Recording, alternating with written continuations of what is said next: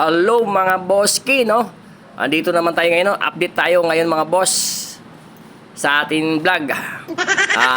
Araw ng linggo. Ayan, andito tayo. Pupunta tayo ngayon mga boss sa palengke, no? Ito ngayon ang kaganapan dito ngayon sa lugar kung nasaan tayo ngayon mga boss. Ayun, no?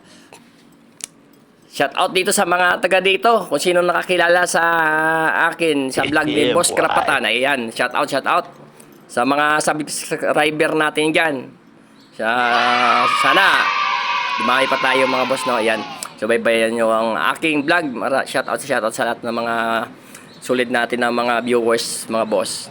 Ano, dito tayo ngayon sa papunta tayo ngayon sa palengke mga boss. Ayan, parang ulan pa yata eh. Sana wag bumagsak yung ulan na yan eh. Kasi wala ko dalang payong. Ayan mga boss, kasi nagmamadali lang ako. Baka kasi paggabi na wala tayong mga bibili. Pero mga boss eh, medyo maliwanag pa naman, kaso lang parang uulan lang. Ayan o. Ayan, may tayo ngayon mga boss ay lalakad na lang kasi malapit lang naman ang palengke. Galing sa bahay, yan, mga ilang kilometro lang naman yan. Eh, kung magmotor pa tayo, eh, dagdag pa tayo dito sa dami ng motor dito mga boss. Kasi araw ng linggo ngayon, maraming na mamalingke mga boss. Shoutout sa mga kakilala dito sa akin. Ayan, sa mga nagtsatsyanggi, yan mga boss, no? May tindang washing machine. Baka trip nyo yan. Eh, yan, bilhin nyo na para mga nakakatulong din kayo sa mga tindera dito. Okay, shout out. Ayan. Daming tao dito mga boss kasi linggo ngayon eh. Mamalengke. Ayan. Samahan nyo ako mga boss kung anong mabibili natin sa palengke, no? Mga bago ang isda siguro dito ngayon. Gawa na linggo. Sa gabi kasi umalis na yan sila. Kasi doon pa yan bumibili ng isda sa Malabon na butas. Yung mga taga dito ng mga tindera dito ng isda. Ayan mga boss, magpili tayo kung anong mabibili din natin, kung anong maulam natin ngayong gabi mga boss. Ayan. Shout out. Itong palengke namin ng mga boss, ginagawa pa ito ngayon. Ito, ayan, additional yan na palengke. Maganda dito mga boss, ay balak nung magnegosyo dito ay yan, kumuha kayo ng pwesto. Inquire lang kayo dito mga boss sa loob. Ayan, nandito naman yung opisina nila. Eh tayo, wala pa tayo kasi pampuhunan kaya wala, hindi ako nag-inquire. Baka kayo, gusto nyo mga boss, gusto mo negosyo dito sa palengke, sa pabahay mga boss, yan ay malaki yan. Marami dito. Maraming tao dito mga boss, yan pinipilahan dito yung mga merienda. Gusto nyo lang naman pumunta dito. Gusto nyo magnegosyo. Maganap tayo dito kung anong pwede natin mabibili na ulam mga boss. Shout out dito kay ate, yung mga suki natin dito ng mga tindera.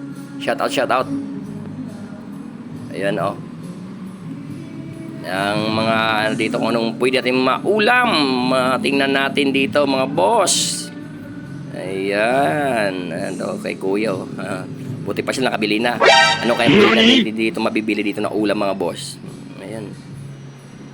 May mga slice na, may mga galunggong. Ayan. Dito mga boss, yung presyo dito ng isda ay sakto lang din naman. Pero siyempre pagkakilala mo yung mga nagtitinda dito, suki ka na nila, nakaka-discount naman. Kaya kung pumunta kayo dito, yan, punta lang kayo dito sa pabahay, yan. Dito lang yan boss. Dami ditong ulam. Pera na lang yung wala. Kaya ngayon ikot-ikot lang muna tayo kung ano tayo makikita natin na pwede natin mabili. Kaya ikutin mo natin. May mga tumpok-tumpok kasi lang, hindi ko trip yung mga tumpok lang eh. May mga bangus pa. Ayan. Tingnan natin ano dito, mayroon dito. Ayan, sa sukay ko ito, sa ate. Ito may baga-baga. Yan, tilapia, ilang kilo, magkano kilo ng tilapia? 140, yan, kalating kilo 70. Yan, kasi lang patay ng tilapia eh. Magandang tilapia talaga pag buhay. Ayan tuna mga boss, yan tuna. Magkano? Mahal, di kaya mga boss. Ito lang tayo, yan, mura lang 130 ang salay-salay. Yan, kating kilo. Tapos itong isda to, ang malaking mata ay baga-baga. Baga-baga pala ang tawag dito.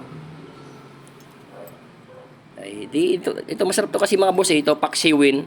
Ayan. Kasi kaunti pa yung tinikawa na yung mga bata. Hindi minsan natitinik. Kaya ito na lang mga boss yung yung bibiliin kong baga-baga. 100 kilo nito. Ano ito? Kalating kilo ay 100 ano ate? 160 kalating kilo. So 100 320 isang kilo. Ayan, kalating kilo lang. Okay na yan. Tapos may nakita ko doon kanina pusit kanina. Parang mukhang sariwa pa. Eh, dagdagan lang natin ng pusit. Buti naman pag nakawit tayo ng Iloilo, eh, doon tayo kakain ng maraming isda. Na sariwa talaga. Wow! Ang bagong huli ba? What?